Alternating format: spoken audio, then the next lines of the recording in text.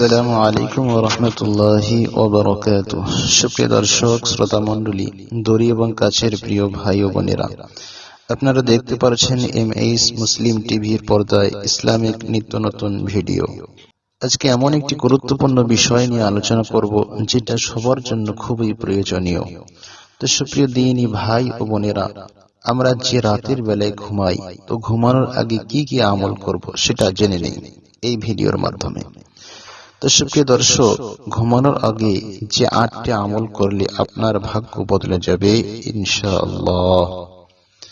সুপ্রিয় দর্শক, ঘুম মানুষের ক্লান্তি ও অবসাদ দূর করে শরীর স্বাস্থ্য ঠিক রাখতে ঘুমের অবদান অসামান্য। এটি আল্লাহর অনুগ্রহ ও নিয়ামত, মহৎ ইবাদতও বটে। আল্লাহ তাআলা পবিত্র কোরআনে বলেন, তোমাদের নিদ্রাকে করেছি ক্লান্তি দূরকারী। মুসলিমদের প্রতিটি কর্ম আল্লাহর ইবাদত, তবে তা হতে হবে ইসলামের নির্দেশিত পদ্ধতি ও রাসূলুল্লাহ সাল্লাল্লাহু আলাইহি ওয়াসাল্লামের সুন্নাত মোতাবেক।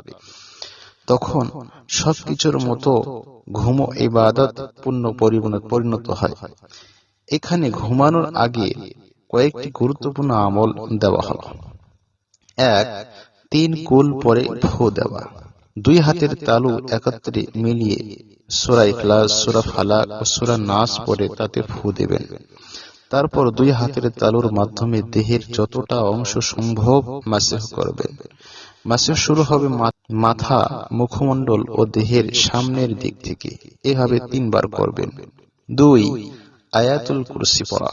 নবী হযরত মুহাম্মদ মুস্তাফা সাল্লাল্লাহু আলাইহি ওয়াসাল্লাম বলেছেন, যে ব্যক্তি শোয়ার সময় আয়াতুল কুরসি পড়বে, শয়তান সারা রাত তার কাছে আসবে না।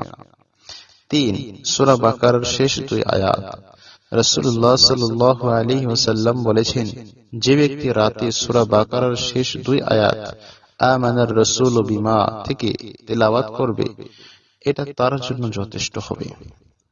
4. সূরা কাফিরুন পাঠ করা। প্রিয় নবী হযরত মুহাম্মদ মুস্তাফা সাল্লাল্লাহু আলাইহি ওয়াসাল্লাম বলেছেন, রাতে কুল ইয়া আইয়ুহাল কাফিরুন অর্থাৎ সূরা কাফিরুন পাঠ করা শিরক থেকে মুক্তি পেতে উপকারী। 5. কোরআনের 1/3 পাঠ করা। একবার আল্লাহর রাসূল সাল্লাল্লাহু আলাইহি ওয়াসাল্লাম তার সাহাবাদের বললেন,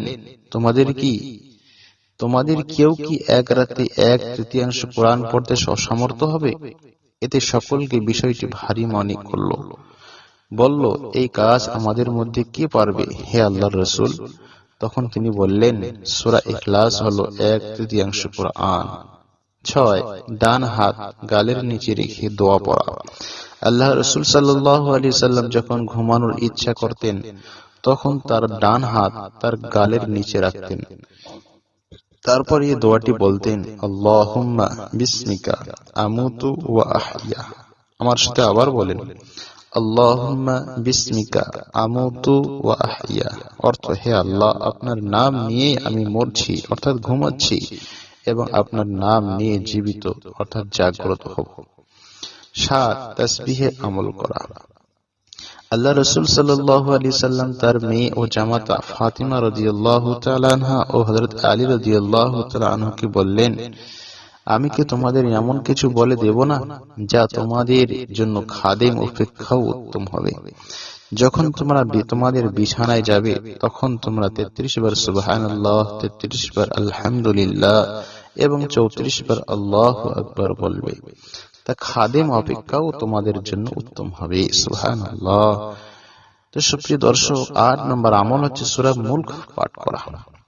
আল্লাহর নবী সাল্লাল্লাহু আলাইহি সাল্লাম বলেন, যে ব্যক্তি প্রত্যেক রাতে তাবারাকাল্লাযী বিয়াদিহিল মুলক অর্থাৎ সূরা মুলক পাঠ করবে, এর মাধ্যমে মহিয়ান আল্লাহ তাআলা তাকে কবরের আযাব থেকে রক্ষা করবেন। তো সুপ্রিয় দর্শক, মহান আল্লাহ তাআলা আমাদের এই আমলগুলো করার তৌফিক দিন এবং আমাদের সর্বোত্তম সওয়াব ও প্রতিদান দিন। আমিন। ওয়া আখিরু দাওয়ানা আলহামদুলিল্লাহি রাব্বিল আলামিন।